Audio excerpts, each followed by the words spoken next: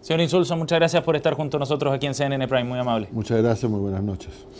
Durante esta semana, uno de los antecedentes que se puso sobre la mesa en esta nueva demanda que podría interponer Bolivia en contra de nuestro país por el río Silala fue que hubo negociaciones hacia fines del gobierno anterior de la presidenta Bachelet, allá en el año 2009, sí, que no concluyeron en un proceso exitoso. Uh-huh. Ese hecho de que hayan habido negociaciones y conversaciones entre ambos países, ¿no es reflejo de que hay temas pendientes? ¿No le da en algo la razón a Bolivia? Yo creo que no. Yo lo que creo que daría la razón, si nos demandaran a que nosotros argumentáramos que hay un tema pendiente, y que una vez más está pendiente porque Bolivia lo dejó pendiente cuando se negoció el 2009. Por lo tanto, no creo que nos perjudique que se diga que un tema está pendiente. ¿Y qué es lo pendiente? Bueno, no hubo acuerdo finalmente. Creo que el principal problema es que no hubo acuerdo respecto de la definición de si era río o manantial, ¿no? Uh-huh. Entonces, si bien ambos países, esto es interesante, ambos países estaban dispuestos a llegar a un acuerdo respecto de cómo compartir las aguas, en el fondo que los dos queríamos decir, mira, sí, pero las aguas provienen de un manantial o de un río y eso podía cambiar las cosas con posterioridad. Por lo demás entiendo que era un acuerdo por lo que yo he escuchado, yo le confieso que no es lo que he escuchado de los expertos en esta materia, no es un tema del que me haya ocupado yo en ese momento, era un acuerdo provisorio, o sea, precisamente para las relaciones estaban en un pie de calidad lo suficiente como para que se discutiera un acuerdo provisorio en el cual, que duraría 4 años, para definir finalmente el tema geográfico que interesaba, o geológico, que era el que más interesaba, ¿no? Señor Insulza, usted ha dicho que este movimiento, esta decisión de Bolivia más bien de presentar esta demanda es un movimiento netamente político, pero ¿cuántas veces puede aguantar Chile este tipo de movimientos de parte de Bolivia, que finalmente son consideradas por muchos como provocaciones derechamente? Bueno, yo le diría que muchas veces, esto ha ocurrido muchas veces, ¿no? O sea, a lo largo de muchos años, el Tratado de Límites con Bolivia se definió en 1904, y eso nos dio apenas unos 15 años de silencio sobre este tema, pero cambió el gobierno en Bolivia y llegaron algunos que pensaban que este acuerdo que muy tajantemente le da el territorio a Chile y un pleno libre tránsito a Bolivia, ¿no? Es tan pleno que podrían pedir cualquier puerto chileno para salir por él y de acuerdo con el tratado tienen derecho a eso. A alguien no le gustó y por lo tanto replanteó el tema marítimo y desde entonces hemos estado teniendo estos procesos que no son como los bolivianos han pretendido presentarlos continuos, sino que ocurren cada cierto tiempo y muchas veces han estado ligados a conflictos internos, ¿no? Realmente cuando está en los tiempos de la Unión Soviética y Estados Unidos se hablaba siempre de la carta china, ¿no? Jugó la carta china. Bueno, sí, ellos juegan la carta chilena cuando tienen algún problema interno. Pero no porque sean muchos, Chile o el gobierno chileno o el Estado chileno puede tolerarlos a cada rato, porque finalmente uno está expuesto a que cada cierto tiempo se inserte este ruido, ¿no? Y se juegue efectivamente la carta chilena. Bueno, las opciones serían que uno se cambiara de barrio y eso es difícil. ¿Qué vamos a hacer? ¿Vamos a declarar la guerra? ¿Vamos a invadirlo? ¿Vamos a romper el Tratado de 1904? Alguien tendría que tener soluciones. ¿Y cuál es la solución entonces, a su juicio? Mantener la calma y perseverar en nuestra política de principio, que es la que hemos seguido siempre. Que nos hace que nosotros estemos siempre dispuestos a conversar con nuestros vecinos sobre los temas que deban plantear y manteniendo una posición consistente. Nosotros no hemos cambiado nunca de posición a este respecto. Y finalmente hemos salvado bien las cosas. Tenemos un buen comercio con Bolivia, tenemos buen libre tránsito con Bolivia, tenemos muchos bolivianos que viven en Chile, chilenos que viven en Bolivia. Al final las poblaciones terminan siendo algo más sensatas que algunos de sus gobernantes. Señor Insulza, ¿esta es una demanda artificial a su juicio? ¿La del Silala? Tendría que ver la demanda, tendría que ver cuando se produzca. Pero lo que tenemos como antecedente sobre la mesa. Yo preferiría no pronunciarme sobre este tema porque como agente prefiero no adelantar lo que es la posición nuestra, ¿no? Se lo pregunto porque la presidenta Bachelet esta semana también se refirió a los litigios internacionales en términos generales, pero evidentemente la alusión cuando ella se refiere a estas demandas artificiales que erosionan el derecho internacional parecía directa a Bolivia. Sí, pero como ya he explicado, esto es bastante frecuente, ¿eh? Por ejemplo, los organismos de derechos humanos hay muchos que presentan el reclamo, nada más que para que le pongan el timbre y poder llegar a su país y decir después me acogieron mi demanda en la Comisión de Derechos Humanos, aunque la Comisión de Derechos Humanos ni siquiera se pronuncia sobre ella. O sea, si la presidenta hubiera querido poner ejemplos de demandas artificiales, ciertamente podría haber encontrado muchos. Por cierto, es obvio que el canciller boliviano consideró que la demanda artificial era la del Silala, no la del mar, porque se refirió a la del Silala. Y alguna razón tendrá para eso, pues será que han trabajado mucho en construirla. Desde el punto de vista comunicacional también se ha hecho un análisis de estas relaciones con Bolivia y de cómo Bolivia saca mucho partido mediático, sobre todo, de estos episodios. Que usted ha dicho, son varios. El último, el del Silala, antes del la demanda marítima, que tuvo muchísimos episodios antes, por lo demás. ¿Han sido efectivos comunicacionalmente los bolivianos en esta materia? No, no creo, francamente. Si algún país de América Latina tendría que haberse salido de la norma de decir que este es un tema bilateral. Hace poco lo hizo el gobierno de Brasil, dijo que este es un tema bilateral, la presidenta Rousseff, cuando estuvo acá, antes la canciller de Argentina, la señora Marcorra, dijo lo mismo. En los viajes de Evo Morales, que tuvieron gran repercusión, en Chile sobre todo, ahí voy a hacer un comentario. En Chile tuvieron una gran repercusión, incluso más que en Bolivia, nos salieron en los diarios en Francia y en Alemania, donde se supone que habrían tenido gran expectativa. Por algún motivo a nosotros nos gusta, y no es una crítica, por favor, yo veo muchas, mira, no voy a ser hipócrita, yo veo muchísima televisión, así que imagínense, lo voy a criticar. Además veo sus noticieros con frecuencia. Pero fíjese usted que hubo en la cumbre del medio ambiente en París, ¿no? Del cambio climático, hubo una escena bastante curiosa, ya que el presidente Obama pasa saludando a todos los presidentes, y por alguna razón no saluda a Evo Morales, o sea, evidentemente se lo salta. Eso salió en la televisión boliviana, aquí no salió. La televisión boliviana lo hicieron ver y aquí no salió. ¿Y usted lo interpreta como algún hecho? No, yo sé que me han dicho que tenía algunos motivos, pero probablemente a alguien no pareció interesante porque finalmente la onda aquí es que la campaña boliviana es muy exitosa. Yo la verdad es que creo que no es tan exitosa, pero lo que es importante de nuevo es el espíritu con que cada país enfrenta esto. ¿Y cuál es el espíritu de Chile? El nuestro es mantener una política de principios. Chile es un país que centra su éxito internacional, que es mucho, ¿no? No habría estado la presidenta de la reunión nuclear hoy día y ayer en la reunión de la Sociedad Interamericana, la Sociedad Americana de Derecho Internacional. Si no tuviera el prestigio el prestigio que tiene este país, no estaríamos en las cosas en que estamos. Es que eso quería preguntarle. Eso se basa en que cuando tenemos una política de principios, entendidos como reglas de conducta constante que nosotros seguimos constantemente en las distintas circunstancias. Es que eso quería preguntarle sobre el tema comunicacional. El que la presidenta haya ido a este encuentro de la Sociedad Americana de Derecho Internacional, ¿no es parte también de una suerte de contraestrategia comunicacional? Bueno, yo diría que la presidenta no aceptó la invitación porque fuera parte de una contraestrategia, sino porque era un evento de la importancia y la magnitud a los cuales los presidentes van. Pero se puede aprovechar esa instancia. Al mismo tiempo hubo la suerte de que ocurrieran las dos cosas junto con la cumbre nuclear. Pero los presidentes de Chile y sus ministros hacen mucho estas cosas, lo que pasa es que a veces no son cubiertas todo lo que se debería. Por ejemplo, acaba de salir esta cosa que vamos a participar en el segundo proceso de paz en Colombia. Sí, con el ELN. Oiga, yo no quiero hablar de más, pero yo sé que mi amigo Luis Mayra, que es el embajador encargado de esto, ha trabajado intensamente varios meses para ayudar a que ese proceso de paz se produzca. Entonces, cuando llegue el momento de ver quiénes van a ser los garantes, ya no se les ocurre que no está Chile porque ha sido un garante constante, permanente. Y eso nos va bien. Como nos va bien, ¿para qué vamos a cambiar de postura y nos vamos a poner a tirar el mantel y armar dramas internacionales a los cuales no estamos habituados? ¿Cómo salir del Pacto de Bogotá, por ejemplo? Mire, yo creo, primero que nada, desde el punto de vista práctico, después discutimos los aspectos más teóricos o más analíticos, pero el juez está sentado en el tribunal y nos va a juzgar de todas maneras. La Corte Internacional de Justicia va a decidir este caso de todas maneras. Y quizás otros que se puedan presentar en esa ventana de un año. ¿Por qué malquistarnos con ellos? Si nosotros somos el país respetuoso del derecho, nosotros somos el país que respeta las instituciones, nosotros somos el país que funda instituciones y que todas las respeta con una sola excepción, cuando la Junta Militar se salió del Pacto Andino, ¿Por qué vamos a cambiar de actitud nosotros ahora? O sea, Ahora, yo creo, cuando usted me pregunta si qué motivación hay, ¿sí? Yo creo que ciertamente hay motivaciones internas. Pero no descarto que también haya una percepción en Bolivia, con todas las discusiones que hay en Chile, de que de pronto nos pueden empujar para fuera del Pacto de Bogotá, pues. ¿Cómo? Bueno, claro, o sea, que aquí hay una cantidad de gente que dice que hay que irse, pues. Ahora, ¿qué sacamos con irnos?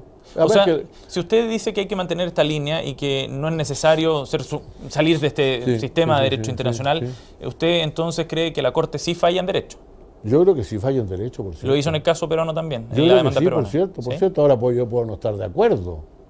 Yo puedo no estar de acuerdo con lo que la Corte dice, muchas veces uno no está de acuerdo con lo que los tribunales dicen. Pero yo diré solamente dos cosas. Primero, fue una decisión argumentada.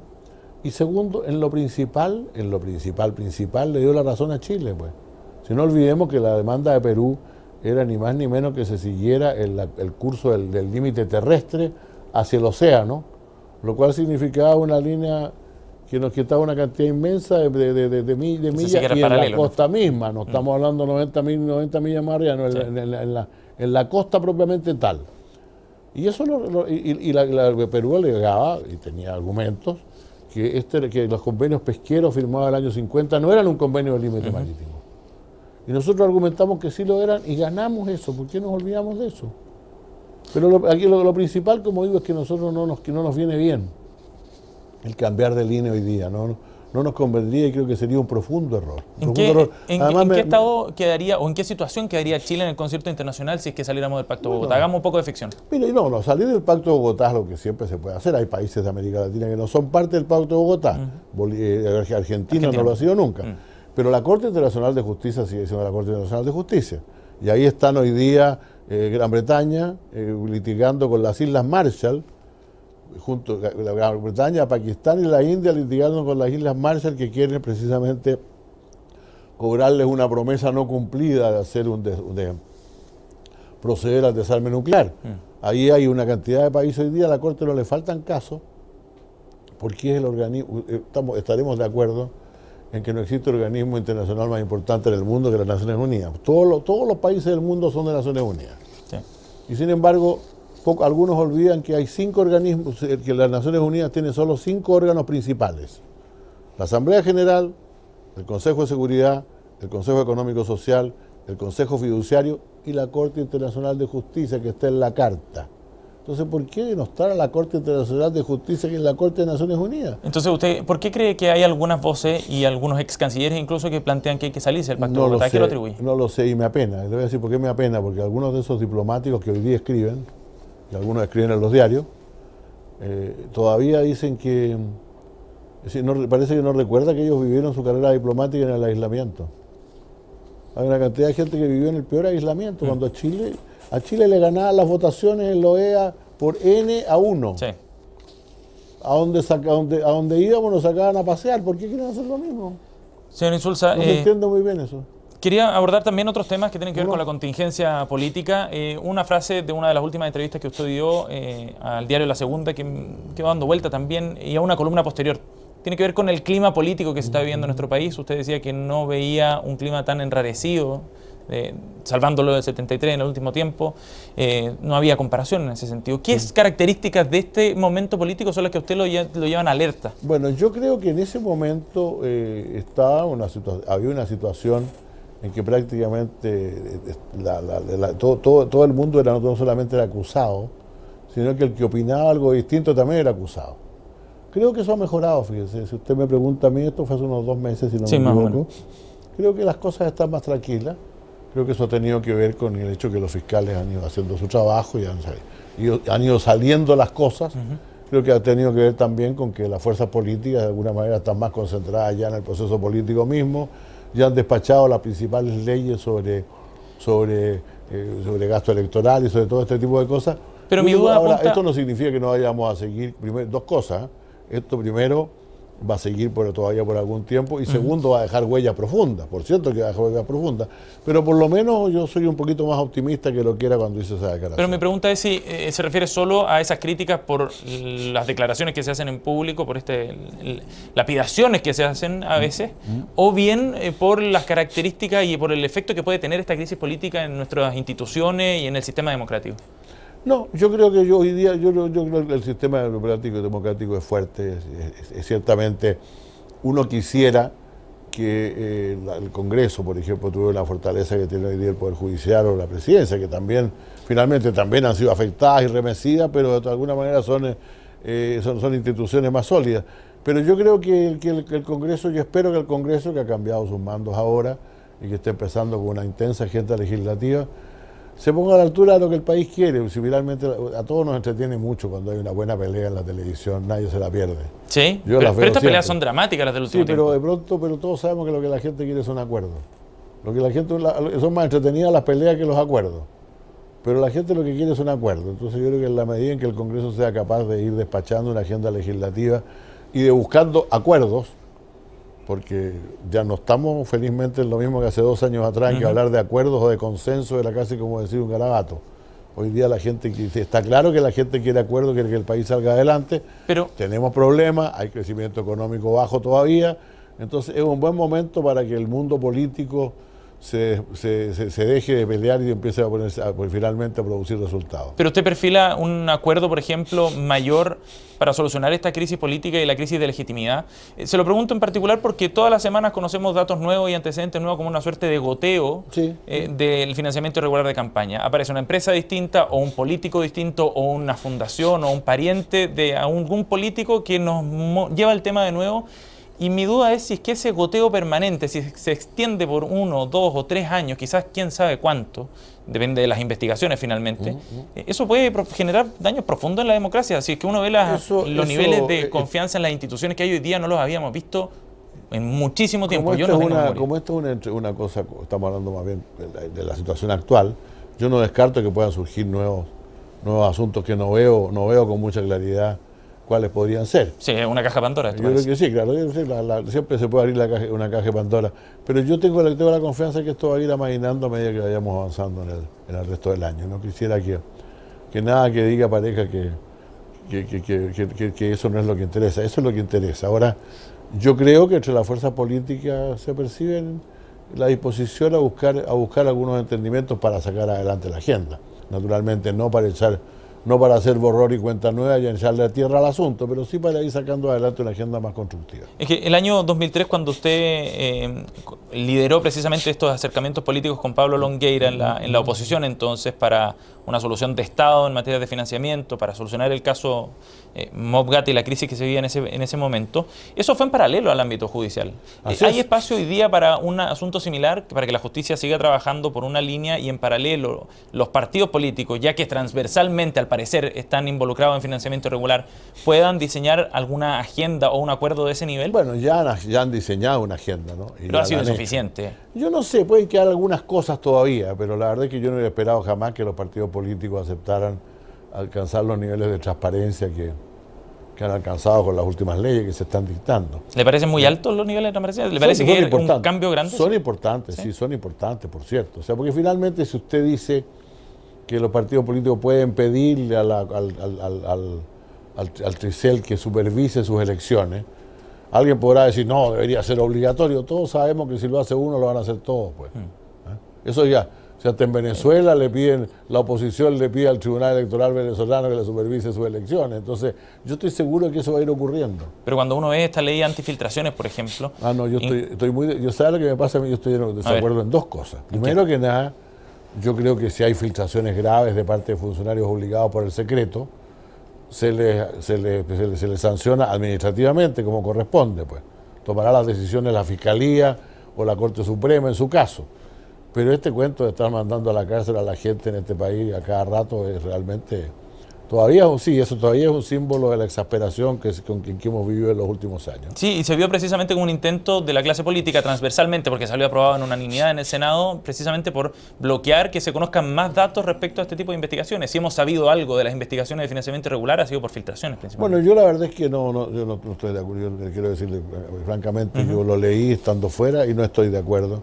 No estoy de acuerdo con sancionar esas filtraciones con cárcel de ninguna manera, pero sí estoy porque sí quede muy claro cuáles son los funcionarios obligados a guardar un secreto y que las autoridades de cada uno de esos servicios autónomos adopten respecto de ellos las medidas que consideren convenientes. Señor Insulza, por último, daba la impresión de que esa era una de las piezas que faltaba para poder tratar de terminar con este proceso de investigación o de conocimiento principalmente de estos casos. Y luego Jorge Abot, el fiscal nacional, dice que también era necesario acotar las investigaciones. Y luego, no inmediatamente, pero en otra pregunta, él dice que es necesario también cuidar las instituciones. ¿Es correcto que el fiscal nacional se dedique a cuidar las investigaciones?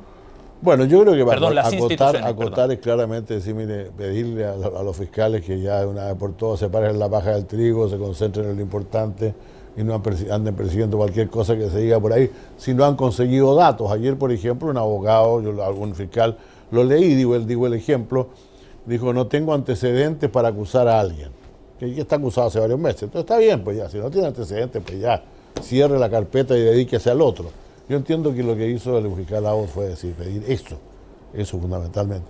Y sí, yo creo que las instituciones en la democracia y en la república están para cuidarse entre sí, por cierto. No para ser cómplices entre sí, pero no para también golpear una institución hasta el punto de debilitarla de manera que sea dañina para la democracia. Señor Insulza, por último, para cerrar nada más, ¿se arrepiente de las declaraciones que hizo respecto a Pablo Longueira en su momento? No, porque si usted las lee bien, yo dije claramente qué es lo que había hecho él y lo sigo valorando por eso.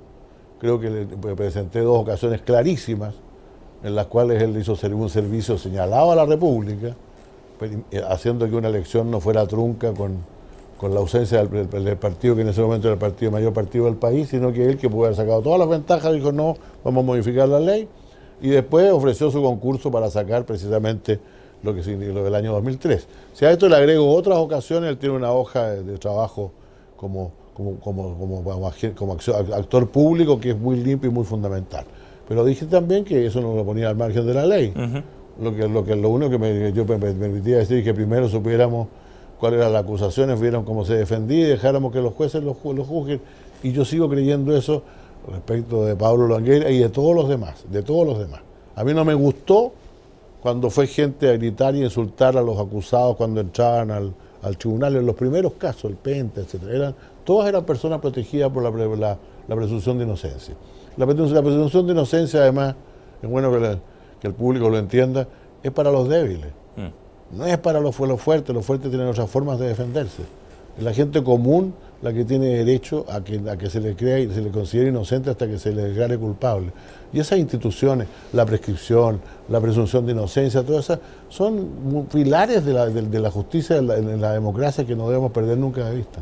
Señor Insulza, le agradecemos muchísimo su tiempo con CNN Chile, muy amable. Muchas gracias a usted, muy amable, gracias.